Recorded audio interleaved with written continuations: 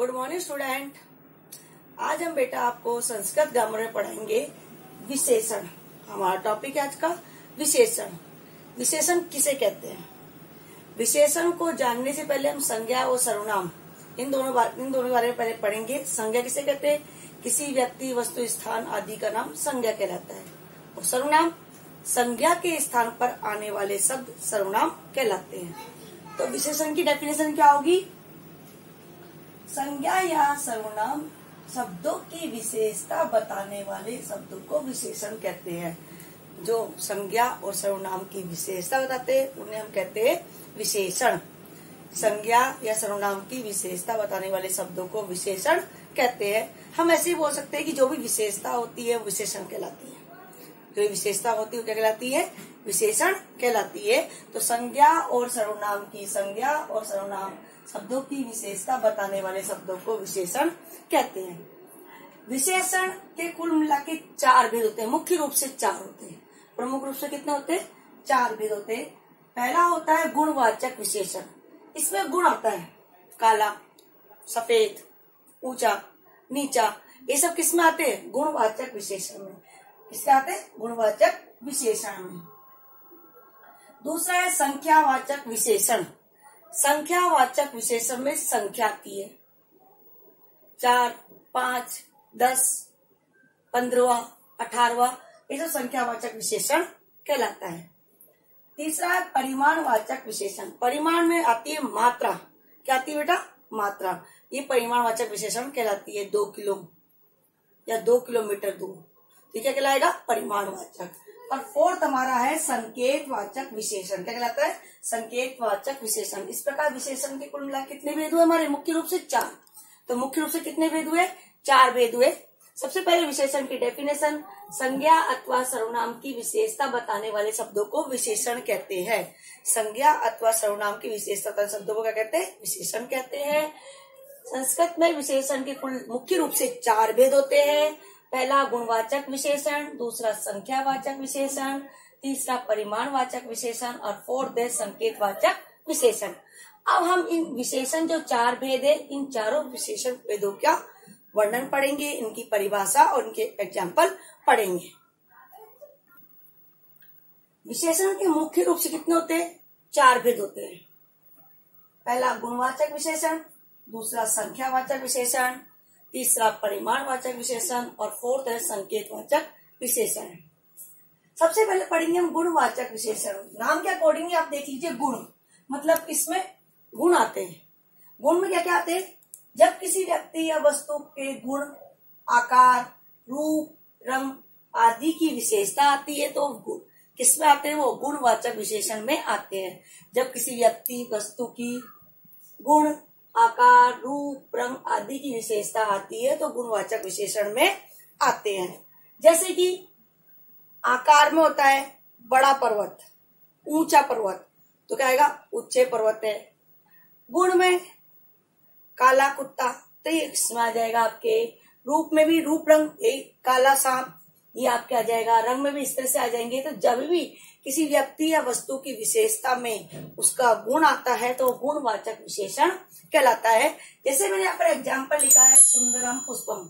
क्या लिखा मैंने? सुंदरम पुष्पम, यानी कि सुंदर फूल, यानी कि सुंदर फूल। तो फूल की विशेषता क्या है? फूल कैसा है? सुंदर है। तो सुंदरम पुष्पम। अब हमने पुष्पम लिखा है, सुंदरम क्यों लिखा है? क्योंकि जो ये पुष्पम है ये संज्ञा वर्ड है। तो पुष्प यहाँ पर नपुंसक लिंग है तो विशेषण भी उसी लिंग में आएगा। ये ध्यान रखना बेटा कि जो संज्ञा और सर्वनाम जिस लिंग में है तो उसकी विशेषता भी उसी लिंग में आएगी। अगर वो पुल्लिंग में है तो पुल्लिंग में विशेषता आएगी, स्त्रीलिंग में तो स्त्रीलिंग में आएगी, नपुंसक में तो नपुंसक में आएगी। तो जो पुष्प वर्ड है ये नपुंसक लिंग वर्ड है तो इसकी विशेषता भी नपुंसक लिंग में ही आएगी। तो सुंदरम पुष्पम। अब लिखा मैंने उच्च पर्वत है।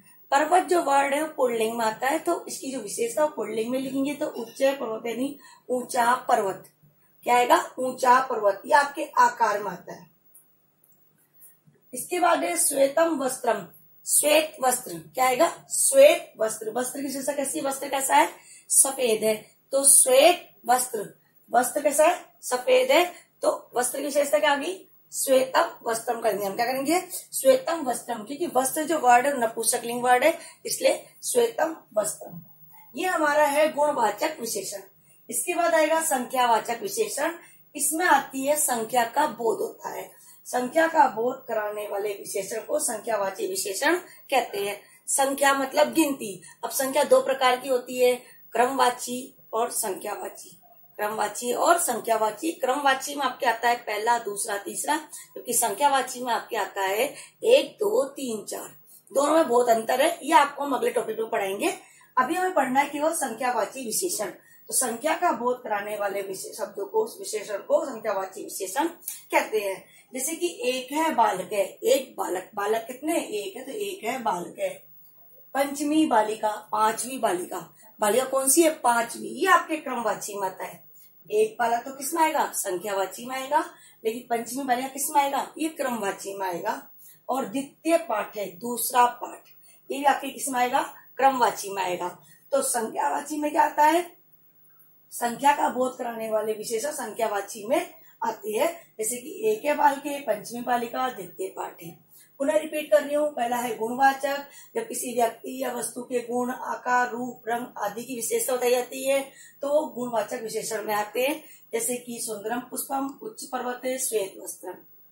सेकंड है संख्यावाची विशेषण। जब संख्या का बोध कराया जाता है, बोध कराने वाले विशेषण संख्यावाची विशेषण में आते हैं। ऐसे एक है बालके, पंचमी बालिका और द्वितीय पाठ है। तो जो एक है बालक है ये संख्यावाची है, पंचमी बालिका और द्वितीय पाठ, ये दोनों क्या हमारे क्रमवाची में आते हैं। किसमें आते हैं? हमारे क्रमवाची में आते हैं। अब हम पढ़ेंगे परिमाणवाचक और संकेतवाचक विशेषण का तीसरा भेद है परिमाणवाचक विशेषण। परिमाण मतलब मात्रा। इसमें मात्रा का बोलता है 2 किलो या फिर 10 किलोमीटर दूर, तो ये सब क्या आती? मात्रा आ रही है। तो जहां भी मात्रा का बोध होगा वहां पर परिमाणवाचक विशेषण आएगा। किसी का परिमाण अर्थात मात्रा का बोध कराने वाले विशेषण परिमाणवाचक विशेषण कहलाते हैं। यानी कि मात्रा का बोध होता है। जैसे कि एग्जाम्पल में अल्पम दुग्धम। अल्प मतलब थोड़ा, थोड़ा सा दूध। दूध कितना है? थोड़ा है। तो यहाँ मात्रा आ रही है, बोध आ रही है, अल्पम दुग्धम, थोड़ा दूध। 5 किलो घृतम यानी 5 किलो घी। घी की मात्रा कितनी है? घी कितना है? 5 किलो। तो इन दोनों में क्या हो रही है? मात्रा का बोध हो रहा है। जब मात्रा का बोध होता है तो परिमाणवाचक विशेषण कहलाता है। किसी का परिमाण यानी मात्रा का बोध कराने वाले विशेषण को परिमाणवाचक विशेषण कहते हैं। अल्पम दुग्धम थोड़ा दूध और 5 किलो घृतम यानी 5 kilo ghee. Fourth and last है हमारा संकेतवाचक विशेषण।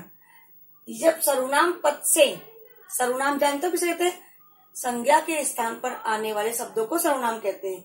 तो सर्वनाम पद से बने विशेषण को संकेतवाचक विशेषण कहते हैं। सर्वनाम पद से बने विशेषण को संकेतवाचक विशेषण कहते हैं। जैसे कि वह बालक, तो वह यहाँ पर सर्वनाम है, तो बोध हो रहा है कि वह बालक है, संकेत दे रहा है वह बालक है। तो यहाँ पर क्या आएगा? संकेतवाचक विशेषण।